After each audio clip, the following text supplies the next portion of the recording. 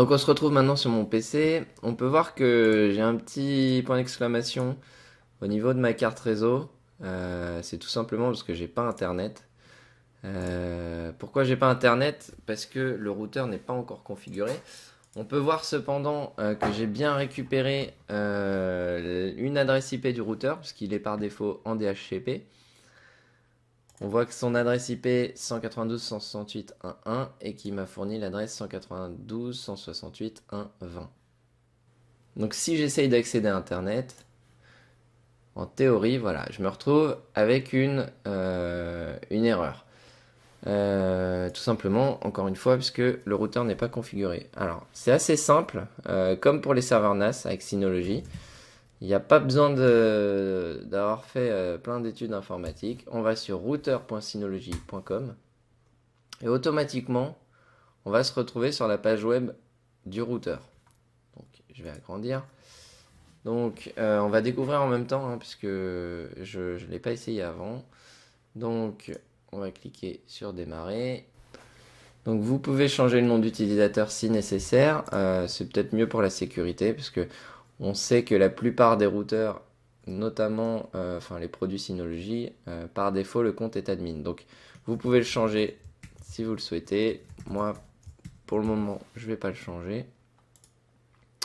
On va faire suivant. Ici, on va choisir le nom de notre SID. Chez moi, c'est 0bug. Le mot de passe du SID.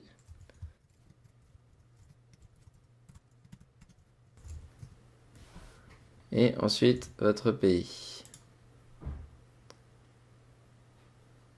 Suivant. Donc, le mode de fonctionnement. Vous pouvez, bon, ça fait un peu cher l'AP, mais vous pouvez transformer ce routeur juste en AP, toute simple, ou en routeur sans fil. C'est mon cas. Est-ce que vous voulez accéder depuis l'extérieur à SRM? Oui, moi je le veux. Donc SRM, c'est le nouveau nom, enfin pas le nouveau nom, mais le nom de l'interface de gestion, d'administration de votre routeur Synology. Sur les NAS, c'est DSM pour Disk Station Manager, il me semble. Et là, SRM pour Synology Router Manager, quelque chose comme ça. Hop, on fait suivant. Donc ensuite, on va devoir sélectionner le type de connexion Internet, si vous passez par un modem en PPPoE, ou si vous avez une adresse IP, si vous sélectionnez l'IP automatique ou pas. Je suis pas sûr que ça marche sur ma Freebox en IP automatique. On va essayer pour voir. Et là, on rentre dans la configuration. Si ça marche pas, je pourrais mettre l'adresse IP de mon routeur manuellement. C'est pas un souci. Donc, on va laisser la configuration se faire.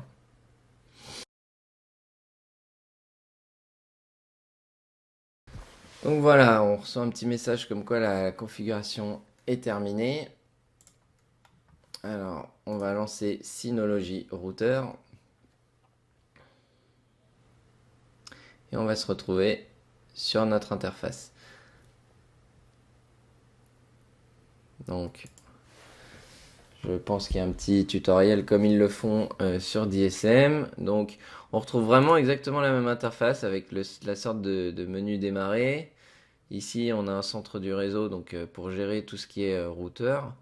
Et le centre de paquet qu'on connaît bien déjà sur DSM avec toute l'aide nécessaire. Donc, vous voyez que l'interface est plutôt sympathique comme DSM. Et en plus, c'est en français. Donc là, on voit qu'on peut enregistrer notre routeur et qu'on aura des mises à jour. C'est aussi c'est aussi le pourquoi j'avais envie d'essayer le routeur Synology. C'est que Synology, ils mettent à jour leurs produits très très très fréquemment. Tous les routeurs, enfin la plupart que j'ai pu essayer auparavant, on a un ou deux nouveaux firmware au début et encore quelques mises à jour, mais 6 mois ou un an après la sortie du produit, on a plus rien. Du coup, là, ça va être sympa parce que on va retrouver donc la possibilité d'installer des paquets. On va avoir des mises à jour. Il y en a déjà eu une d'ailleurs. Et je pense que si Synology arrive à percer dans ce milieu, on arrivera à avoir beaucoup de mises à jour qui apporteront beaucoup de choses. Donc maintenant, on va regarder si le routeur s'est configuré correctement. Donc on va aller dans centre de réseau. Et on voit qu'on n'a toujours pas Internet. On a bien nos deux réseaux Wi-Fi, 5 GHz et 2,4 GHz. Donc ça c'est parfait. Par contre, on n'a pas Internet. Donc on va aller dans Internet. On va regarder ce qui se passe. Vous vous souvenez que j'avais sélectionné Auto en type de connexion. Donc effectivement, ça récupère pas automatiquement l'adresse IP de la Freebox. Donc on va se mettre en manuel. Ici, on va mettre notre adresse IP de la Freebox. Je vous montrerai comment la récupérer. Voilà, notre masque de réseau. Ici, 255, 255, 255. La passerelle. Donc, hop.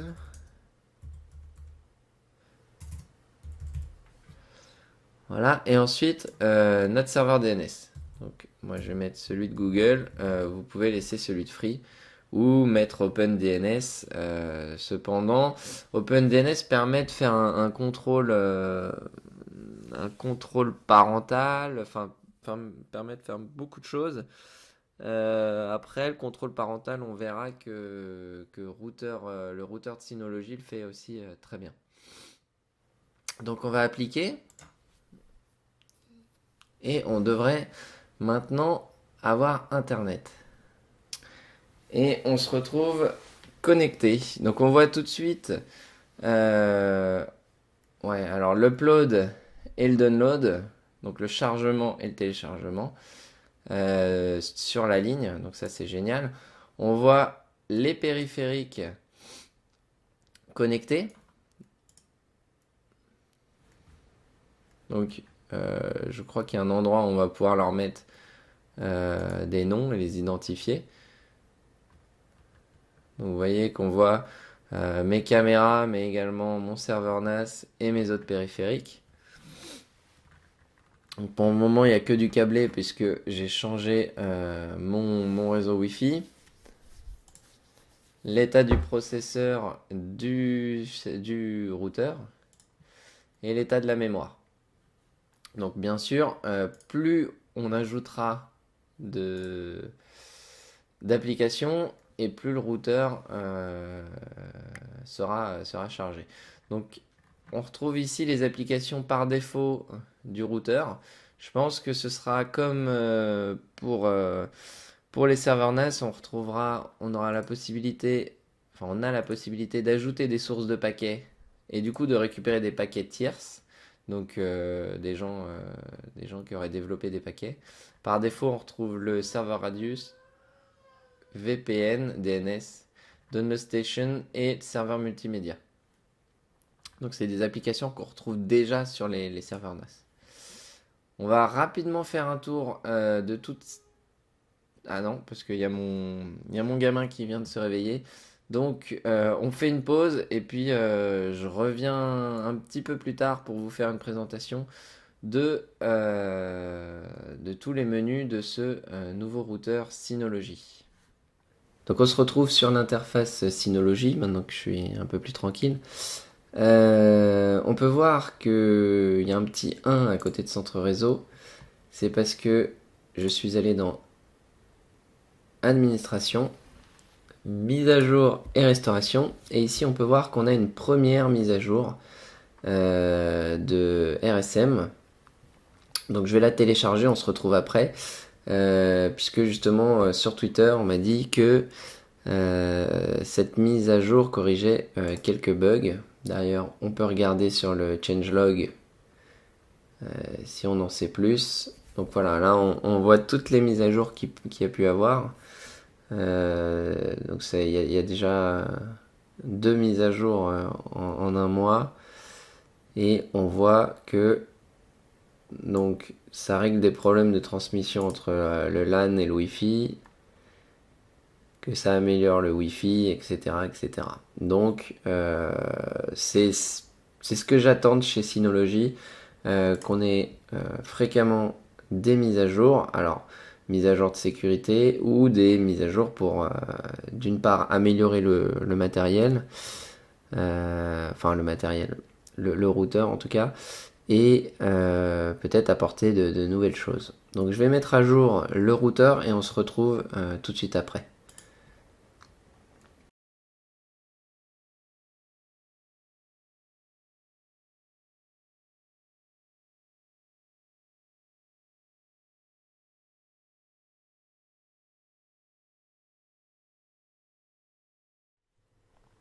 Donc maintenant que j'ai passé la mise à jour, je vais vous présenter un petit peu l'interface et puis les fonctionnalités de ce routeur.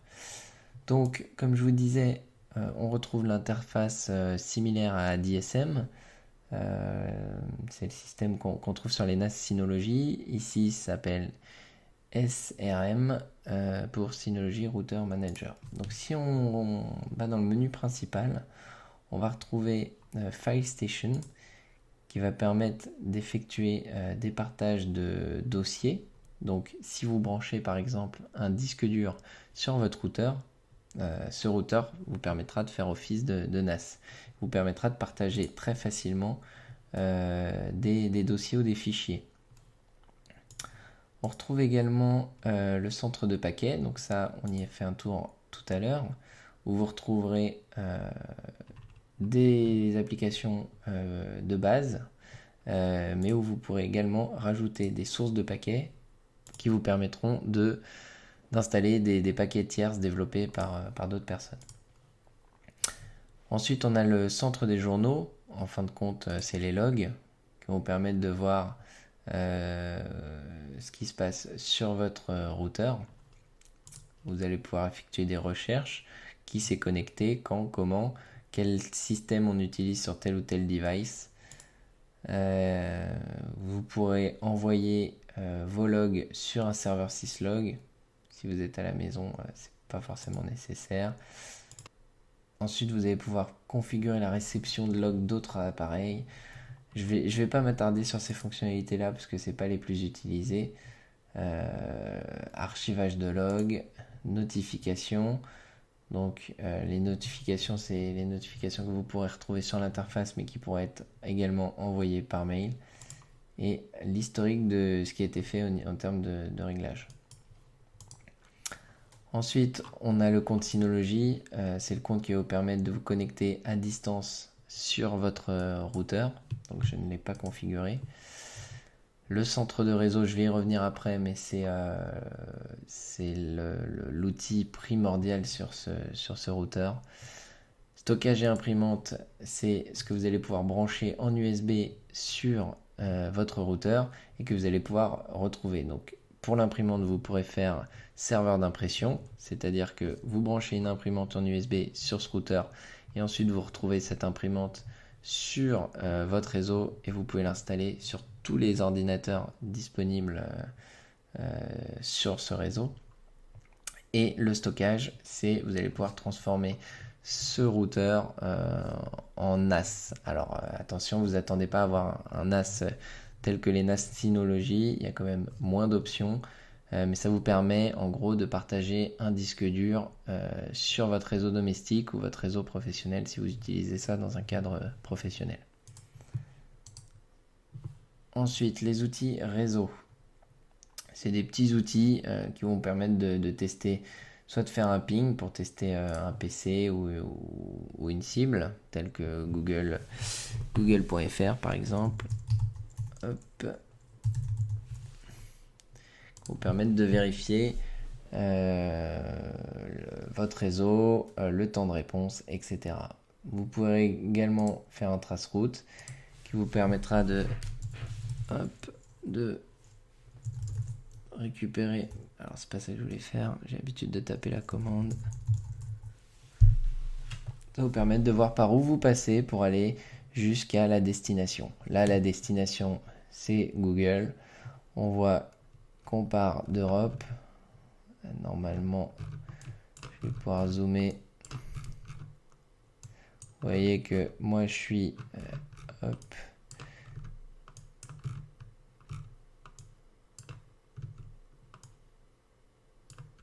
Alors, je suis pas dans cette rue, mais je suis pas loin.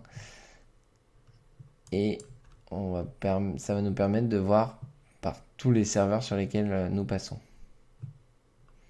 Jusqu'à Google.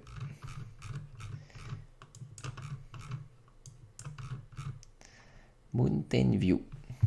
Ok. Et le Wake on LAN pour réveiller un périphérique. Dans le cadre où vous avez configuré le Wake on LAN sur le périphérique. Donc c'est des petits outils qui existent sur votre PC également. Il n'y a pas forcément besoin du routeur pour faire ça, mais c'est agréable de pouvoir le lancer directement sur le routeur. Le conseiller de sécurité, c'est quelque chose qui existe également sur DSM, qui va vous permettre de savoir si votre NAS, si votre routeur est sécurisé ou pas. Vous voyez qu'il vous demande si c'est une utilisation privée et personnelle ou en entreprise, puisque dans ce cas-là, les règles ne sont pas les mêmes. Moi, c'est pour un cadre privé.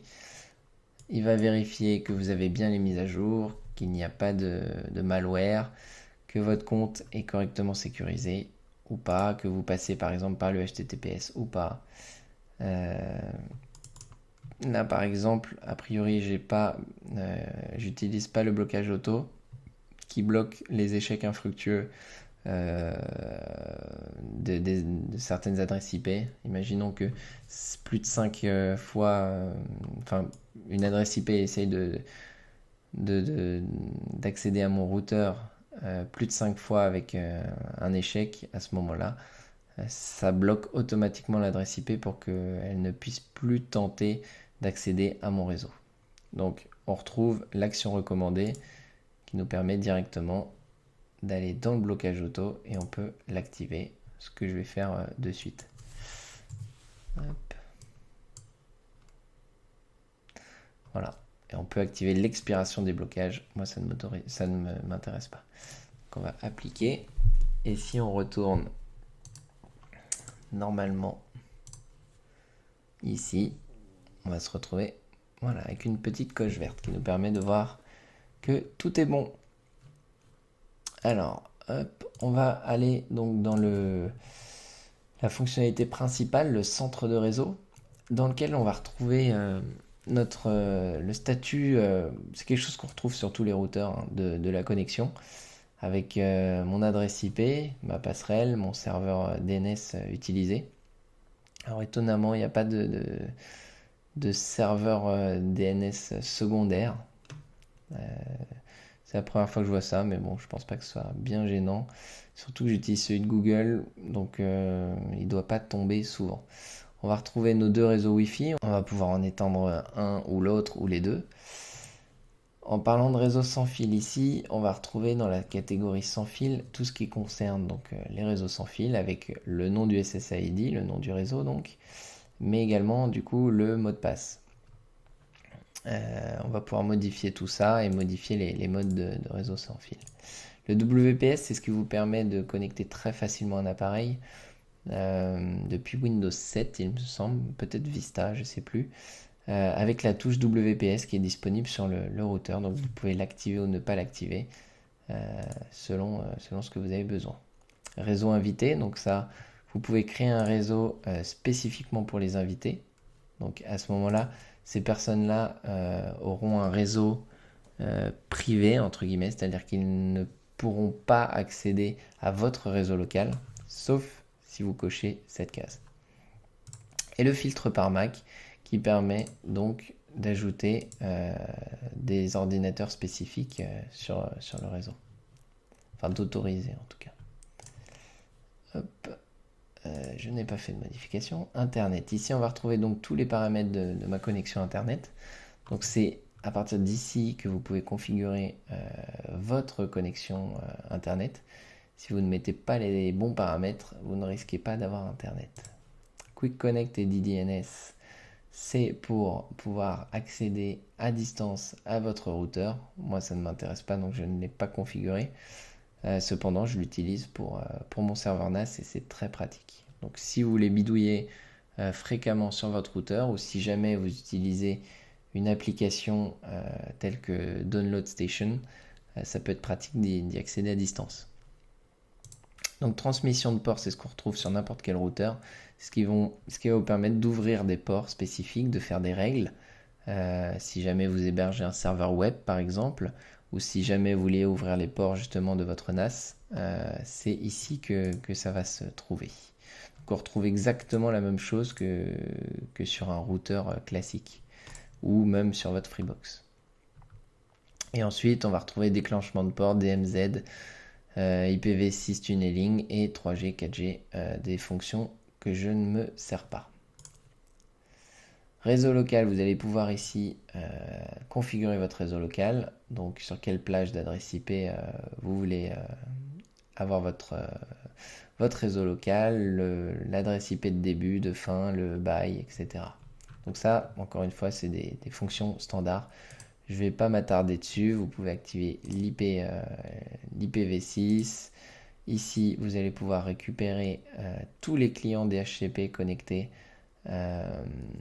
qui ont été connectés en tout cas dans les dernières heures à votre box. Et vous allez pouvoir réserver donc une adresse IP sur le DHCP pour tel ou tel périphérique, tout simplement en utilisant la MAC adresse. Donc vous ajoutez la MAC adresse, l'adresse IP que vous souhaitez réserver et le nom d'hôte.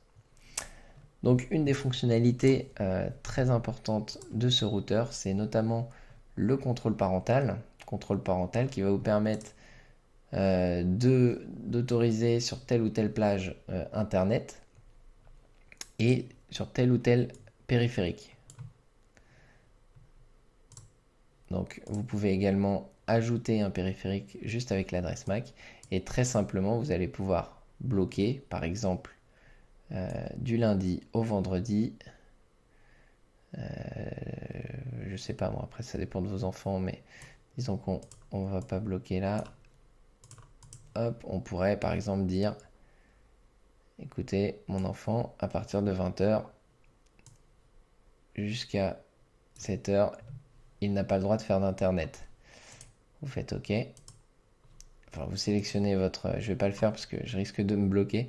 Vous sélectionnez votre périphérique et à ce moment-là, vous pouvez bloquer Internet. Vous allez pouvoir également lui donner une durée d'Internet autorisée. Lui dire, par exemple, je l'autorise tout le temps. On va en sélectionner un, mon iPhone par exemple. Donc il est tout le temps autorisé. Ah non, vous n'allez pas pouvoir faire ça. Je me suis trompé. On est obligé de définir... On est obligé, il semblerait, de définir une plage. Donc, on va faire comme tout à l'heure. Clac. Il est bloqué quand c'est blanc. OK. Et là, voilà, ça nous permet de savoir qu'on peut utiliser Internet de 9h à minuit. Et ensuite, on peut utiliser, même quand il a Internet, donc de 9h à minuit, un filtre web basique, protégé, personnalisé, que vous allez pouvoir personnaliser ici. Donc le basique, c'est simple, il bloque les sites web qui représentent des menaces potentielles pour votre sécurité, notamment les sites de malveillants, c'est mal traduit, et d'hameçonnage.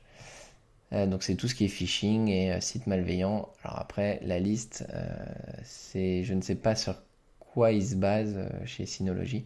Il récupère la liste certainement ailleurs. Donc en rouge, le rouge correspond à protéger, donc ça bloque les sites malveillants et les sites destinés aux adultes.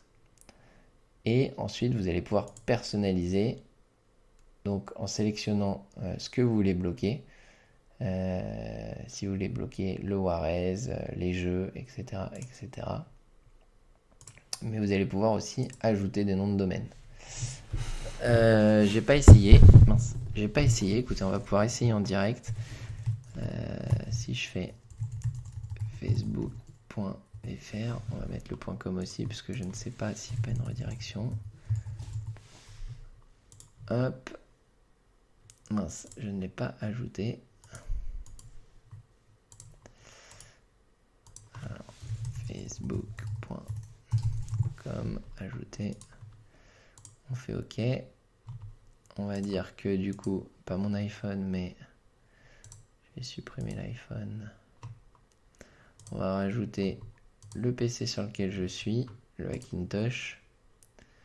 On va dire qu'il est autorisé tout le temps, mais par contre, on va lui mettre le filtre personnalisé, celui qu'on vient de mettre. Alors, est-ce que c'est instantané ou pas? J'en sais rien. On va regarder tout de suite. Facebook.com. Et a priori, c'est pas instantané, puisque je peux consulter la plage. On y reviendra peut-être après. Je regardais s'il y avait un délai. A priori, c'est pas marqué. Autoriser l'accès à des sites personnalisés. Ah, ok. J'ai fait n'importe quoi.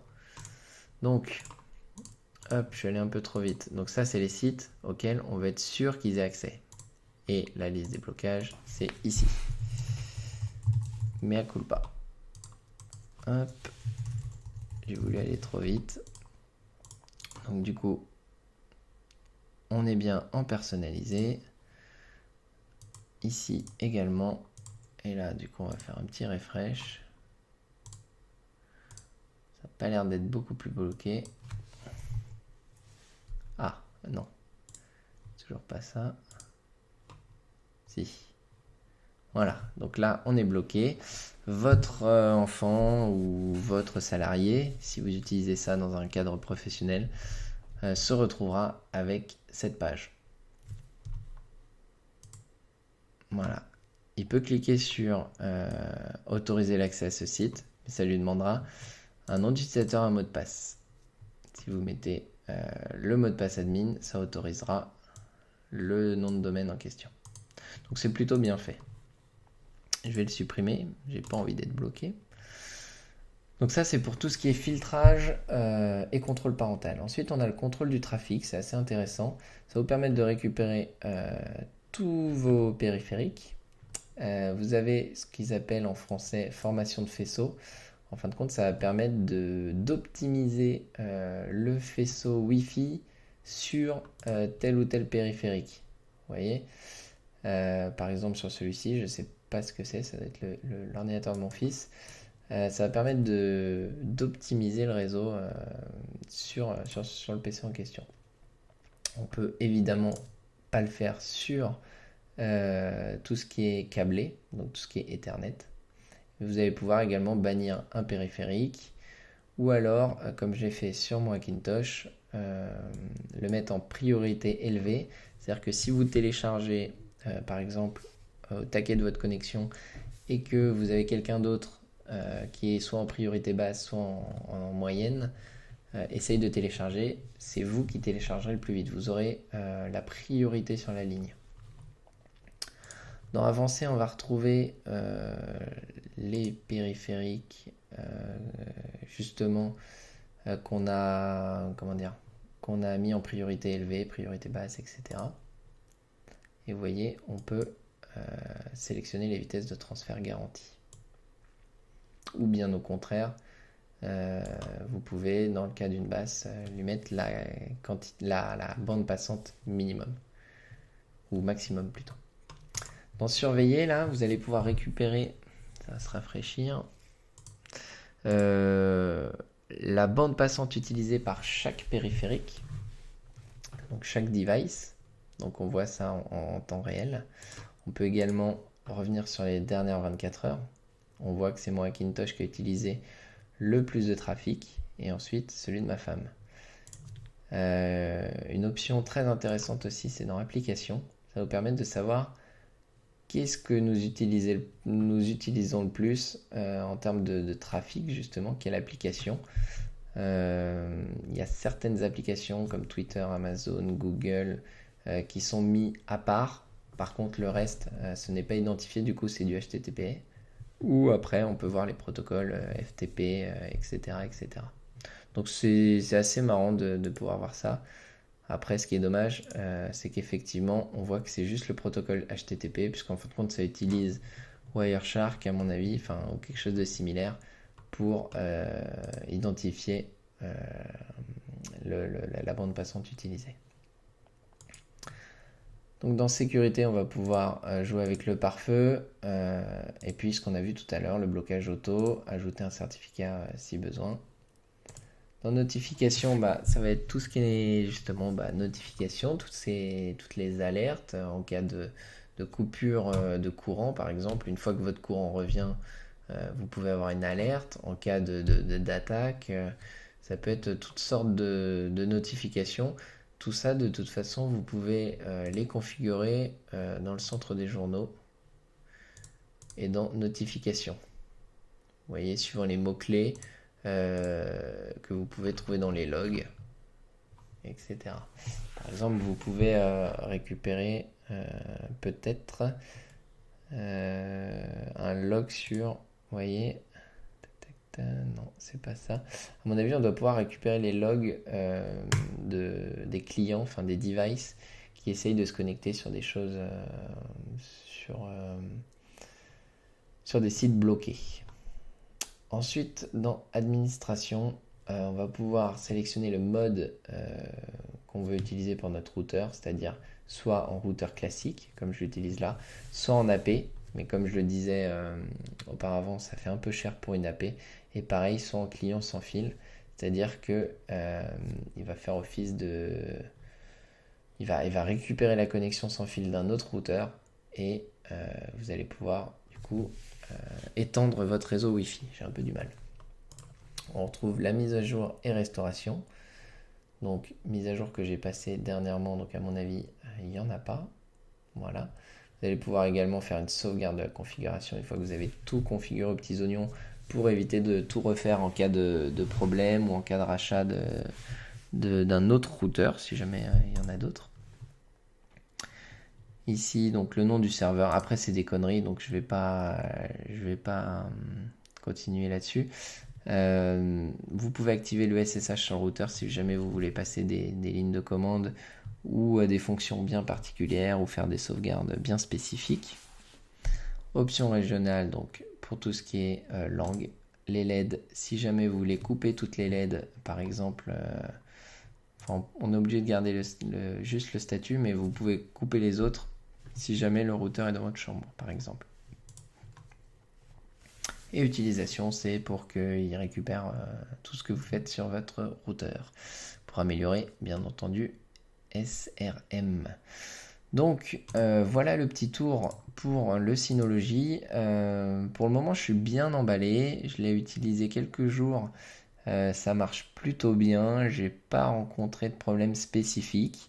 Je vais certainement faire quelques tests de bande passante locale, etc. pour tester ce routeur, puisque là c'est plus une overview, c'est juste un petit tour de toutes les fonctionnalités. Si vous avez des questions, n'hésitez pas, je me ferai un plaisir d'y répondre dans les commentaires.